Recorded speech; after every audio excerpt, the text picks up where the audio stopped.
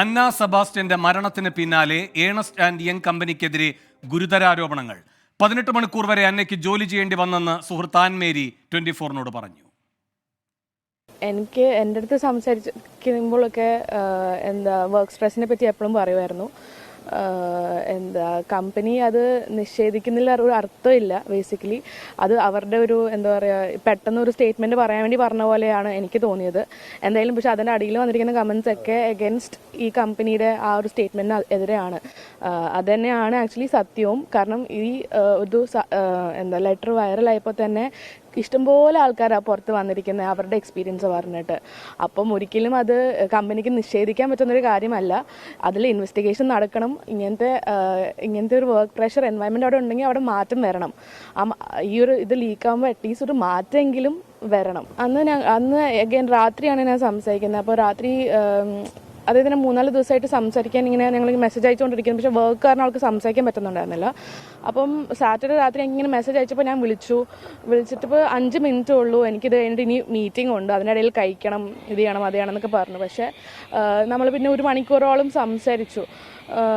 സംസാരിക്കുന്നതിനിടയിൽ ഈ വർക്ക് സ്ട്രെസ്സിൻ്റെ കാര്യവും പിന്നെ അടുത്ത ഈ ജൂലൈ എൻഡിൽ വരാനിരിക്കുമായിരുന്നു വീട്ടിലേക്ക്. എന്തെങ്കിലും പറഞ്ഞ് വർക്ക് ഫ്രം ഹോം എടുക്കാൻ എങ്ങനെയെങ്കിലും ട്രൈ ചെയ്യണം. പിന്നെ ഇന്റേണൽ മൂവ്മെൻറ്റിനും ട്രൈ ചെയ്യാനിരിക്കുമായിരുന്നു. ഇങ്ങനെ ഇന്ത്യയിൽ തന്നെ കൊച്ചിയിലേക്കോ അങ്ങനെ എന്തെങ്കിലും ട്രൈ ചെയ്യാൻ വേണ്ടി അവൾ ഇരിക്കുമായിരുന്നു. അപ്പം ഇങ്ങോട്ട് വരുന്ന കാര്യവും വന്നിട്ട് നമുക്ക് എന്തായാലും ഒരു ദിവസം ഒന്ന് മീറ്റ് ചെയ്യണം, റിലാക്സ് ചെയ്യണം എന്ന് പറയുന്നത്. കാരണം ഈ 4 മാസത്തിൽ ആകെ കൂടെ 2-3 ഓഫ് കിട്ടിയിട്ടുള്ളൂ. ഉറപ്പായിട്ടും പ്രഷർ ഇഷ്ടംപോലെ ഉണ്ടായിരുന്നു. കാരണം ഇവൾക്ക് 4-5 മണിക്കൂറാണ് ഉറങ്ങുന്നത്.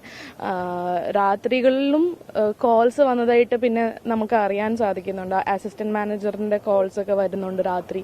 പിന്നെ ഇവള് അങ്കിള് തന്നെ അത് എനിക്ക് തോന്നുന്നു ഓൾറെഡി പറഞ്ഞിട്ടുണ്ട്. വർക്കിന്റെ പുറത്ത് വർക്ക്, പിന്നെ ഈ മാനേജർ ആണെങ്കിലും രാവിലെ റിവ്യൂ ചെയ്യേണ്ട സാധനം വൈകിട്ട് ലേറ്റ് ആകുമ്പോൾ റിവ്യൂ തന്നെ. അപ്പൊ രാവിലെ മുതൽ വൈകിട്ട് വരെ ഇവർ വർക്ക് ചെയ്യുക. അത് കഴിഞ്ഞിട്ട് വന്നിട്ട് എന്തെങ്കിലും മാറ്റാൻ പറയുമ്പോൾ പിന്നെയും അഗൈൻ ഓവർനൈറ്റ് വർക്ക് ചെയ്യുക.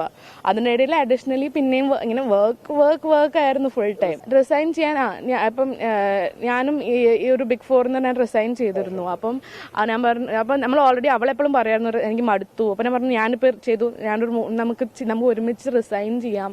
അപ്പം അവളും ആക്ച്വലി ഒന്നല്ലെങ്കിൽ ഇങ്ങോട്ട് ഇന്റർണൽ മൂവ്മെന്റ് കിട്ടിയില്ലെങ്കിൽ റിസൈൻ ചെയ്യണം എന്ന് തന്നെയായിരുന്നു ആഗ്രഹം.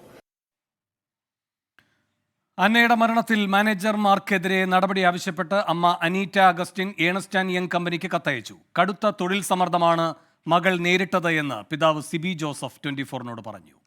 ശരിക്കും പറഞ്ഞാൽ സാറ്റർഡേ സൺഡേ EYക്ക് ഹോളിഡേയ്സാണ്. പക്ഷേ ആ ദിവസങ്ങളിൽ വരെ ഇരുന്ന് അവൾക്ക് ജോലി ചെയ്യണം.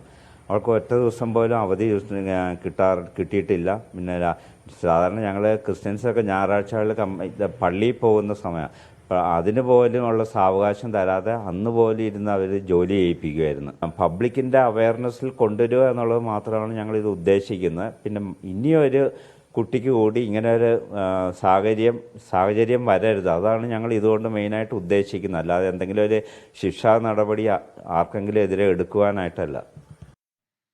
തൊഴിൽ സമ്മർദ്ദം നിരന്തര സംഭവമാണെന്ന് കാണിച്ച് ഏണസ്റ്റ് ആൻഡ് യങ് കമ്പനി ജീവനക്കാരി നസീറ കാസി ചെയർമാൻ അയച്ച ഇമെയിലും പുറത്തു വന്നു. എന്നാൽ അന്ന സെബാസ്റ്റ്യന്റെ മരണം തൊഴിൽ സമ്മർദ്ദത്തെ തുടർന്നെന്ന മാതാപിതാക്കളുടെ ആരോപണം ഏണസ്റ്റ് ആൻഡ് യങ് കമ്പനി നിഷേധിച്ചു.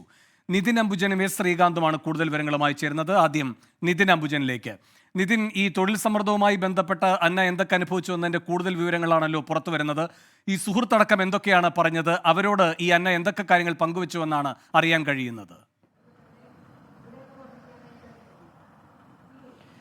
വേണു, അന്ന സെബാസ്റ്റ്യന്റെ അടുത്ത സുഹൃത്താണ് ആൻമരി. ആൻമരിയുമായി നിരന്തരം ഫോണിൽ സംസാരിക്കുന്ന വ്യക്തിയാണ് അന്ന സെബാസ്റ്റ്യൻ. അന്ന സെബാസ്റ്റ്യൻ താൻ നേരിടുന്ന ജോലി സമ്മർദ്ദവും അതോടൊപ്പം തന്നെ ഈ ജോലിയുമായി ബന്ധപ്പെട്ട ഈ പ്രശ്നങ്ങളെല്ലാം തന്നെ പലപ്പോഴായി പങ്കുവച്ചിരുന്നു. ജൂലൈ 20-നാണ് അന്ന സെബാസ്റ്റ്യൻ താമസ സ്ഥലത്ത് കുഴഞ്ഞു വീണ് മരിച്ചത്. മരിക്കുന്ന ഏതാണ്ട് 2 മണിക്കൂർ മുൻപ് ഇത്തരത്തിൽ അന്ന സെബാസ്റ്റ്യൻ ആൻമരിയുമായി സംസാരിച്ചു.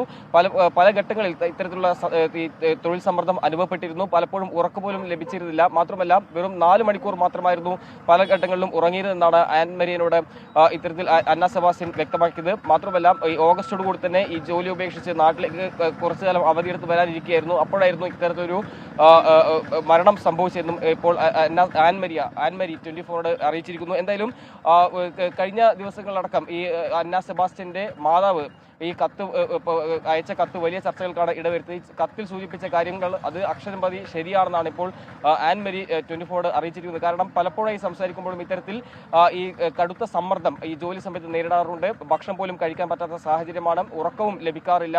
മാത്രമല്ല ശനി ഞായർ ദിവസങ്ങൾ, അതായത് അവധി പോലും എടുക്കാതെ ഇത്തരത്തിൽ ജോലി ചെയ്യേണ്ട സാഹചര്യത്തെക്കുറിച്ച് പലപ്പോഴും വേദനയോട് തന്നെ പങ്കുവച്ചു എന്നാണ് ഈ ആൻ മേരി പറയുന്നത്. അങ്ങനെ മാർച്ചിൽ ഈ ജോലിയിൽ പ്രവേശിച്ച ഏതാണ്ട് 4 മാസത്തിനകം തന്നെ ഇത്തരമൊരു അനുഭവത്തിലൂടെയാണ് അന്ന സെബാസ്റ്റ്യൻ കടന്നുപോയത്.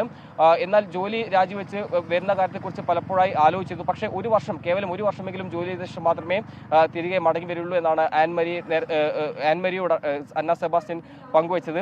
അങ്ങനെ കടുത്ത ജോലി സമ്മർദ്ദമെല്ലാം തന്നെ പലപ്പോഴും നേരിട്ടിരുന്നു. ഈ ഒരു കാര്യം തന്നെയാണ് അന്ന സെബാസ്റ്റ്യന്റെ അമ്മ ഈ Ernest and Young company chairman അയച്ച കത്തിൽ വ്യക്തമാക്കിയത്. ആ കത്താണ് പിന്നീട് രാജ്യമൊട്ടാകെ ചർച്ച ചെയ്ത് പല ആളുകളും അത് പങ്കുവച്ചിരുന്നു, സമൂഹ മാധ്യമങ്ങളടക്കം. പിന്നീട് അതിനുശേഷമാണ് ഈ കമ്പനി അധികൃതർ ഇന്നലെ വീട്ടിലെത്തി മാതാപിതാക്കളെ നേരിട്ട് കണ്ടുകൊണ്ട് ഈ പരാതിയിൽ ഒരു പരിശോധിക്കുമെന്നും വ്യക്തമാക്കിയത്. പക്ഷേ ആ പരാതി പരിശോധിക്കുമെന്ന് വ്യക്തമാക്കിയ കമ്പനി അധികൃതർ വ്യക്തമാക്കിയത് പിന്നാലെ തന്നെ കമ്പനി ചെയർമാൻ വ്യക്തമാക്കിയത് അങ്ങനെ ഒരു തൊഴിൽ സമ്മർദ്ദം അന്ന സെബാസ്റ്റ്യൻ നേരിടുന്നില്ല. മാത്രമല്ല ഈ 1,00,000-ഓളം തൊഴിലാളികൾ അവിടെ ജോലി ചെയ്യുന്നുണ്ട്. അവർക്കെല്ലാമുള്ള ജോലി മാത്രമേ അന്ന സെബാസ്റ്റ്യനും നൽകിയിരുന്നുള്ളൂ. അതല്ലാതെ മറ്റ് സമ്മർദ്ദത്തിന്റെ ഒരു സാഹചര്യം അവിടെ ഉണ്ടായിരുന്നില്ലെന്നാണ് പറഞ്ഞിരിക്കുന്നത്. അതായത് അന്ന സെബാസ്റ്റ്യന്റെ അമ്മ ആരോപിക്കുന്ന കാരണം പൂർണ്ണമായും നിഷേധിക്കുകയാണ് കമ്പനി അധികൃതർ. എന്തായാലും നിയമപരമായ നടപടിയിലേക്ക് പോകുന്ന കാര്യമെല്ലാം തന്നെ കുടുംബം ആലോചിക്കുന്നുണ്ട്. അതിനിടയിലാണ് ഇത്തരമൊരു കാര്യങ്ങൾ ഇപ്പോൾ അന്ന സെബാസ്റ്റ്യന്റെ സുഹൃത്തും അതോടൊപ്പം തന്നെ ഈ കമ്പനിയിൽ തന്നെ മറ്റൊരു ജീവനക്കാരി അത് ഈ രാജീവ് മേമാനി നൽകിയ മെയിലിൽ മറുപടിയായി നൽകിയിരിക്കുന്നത്. ആ മെയിലിൽ കൃത്യമായി പറഞ്ഞിരിക്കുന്നത് മറ്റൊരു അന്ന ഉണ്ടാകാൻ പാടില്ല എന്നാണ് ആ ഒരു മറുപടി മെയിലിലായി പറഞ്ഞിരിക്കുന്നത്. കാരണം കമ്പനിയിലെ ജീവനക്കാരി നസീറ കാസിയാണ് കമ്പനി ചെയർമാൻ അയച്ച മെയിലിന്റെ വിശദാംശങ്ങൾ പുറത്തു വന്നിരിക്കുന്നത്. തൊഴിൽ സമ്മർദ്ദം ഇവയിൽ നിരന്തരമായി സംഭവിക്കുന്നുണ്ട്. ആഭ്യന്തര സമിതിക്ക് മുന്നിൽ പരാതി പറഞ്ഞാൽ പ്രതികാര നടപടി ഉണ്ടാകും.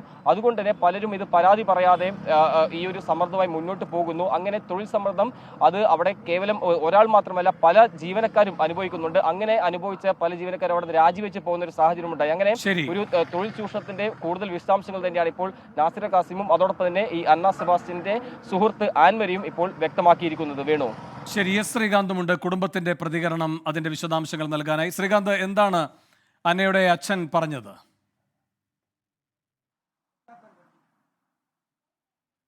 ഇന്ന് അന്നയുടെ പിതാവിനോട് നമുക്ക് സംസാരിക്കാൻ സാധിച്ചിരുന്നു. ആ ഘട്ടത്തിൽ അദ്ദേഹം ചൂണ്ടിക്കാണിച്ച കാര്യം ഈ സംഭവം മകൾ തങ്ങളോട് പറഞ്ഞിരുന്നതാണ്. അവിടെ 18 മണിക്കൂറിലധികം ജോലി ചെയ്യേണ്ടി വരുന്നു എന്നുള്ള കാര്യം മകൾ പറഞ്ഞതാണ്.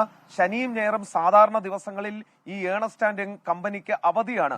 പക്ഷേ ആ അവധി ദിവസം പോലും ജോലി ചെയ്യേണ്ടി വന്നിരുന്നു എന്നുള്ള കാര്യം മകൾ പറഞ്ഞു എന്നുള്ളതാണ് അദ്ദേഹം ചൂണ്ടിക്കാണിച്ചത്. മറ്റൊന്ന് അദ്ദേഹം പറഞ്ഞത് ഈ ഫ്യൂണറലിന്റെ മകളുടെ സംസ്കാര ചടങ്ങുകൾ നടക്കുന്ന സമയത്ത് പോലും ഈ കമ്പനിയിൽ നിന്നും ഒരാളും അങ്ങോട്ട് തിരിഞ്ഞു നോക്കിയില്ല എന്നാണ് അദ്ദേഹം ചൂണ്ടിക്കാണിക്കുന്നത്. ഒരു കമ്പനിയിലെ ഒരാൾ മരണപ്പെട്ടാൽ ആ സമയത്ത് അവരുടെ ഈ കൊച്ചിയിലെ തന്നെ ഏതെങ്കിലും, അവർക്ക് ഇവിടെയും ഓഫീസുണ്ട്, കൊച്ചിയിലെ പോലും പ്രാദേശിക ഓഫീസിൽ ഒരാൾ പോലും അങ്ങോട്ടേക്ക് എത്തിയിരുന്നില്ല എന്ന് പറയുന്നു. ഇത് പിന്നീട് സോഷ്യൽ മീഡിയയിലൊക്കെ പ്രചരിച്ച് കമ്പനിക്ക് അത് വലിയ പ്രശ്നമായപ്പോൾ മാത്രമാണ് അവിടെ നിന്നും ആരെങ്കിലും വീട്ടിലേക്ക് വരാൻ തുനിഞ്ഞത്. ഇന്നലെ ഒരു സീനിയർ മാനേജരും മറ്റൊരു മാനേജരും അവിടെ എത്തിയിരുന്നു.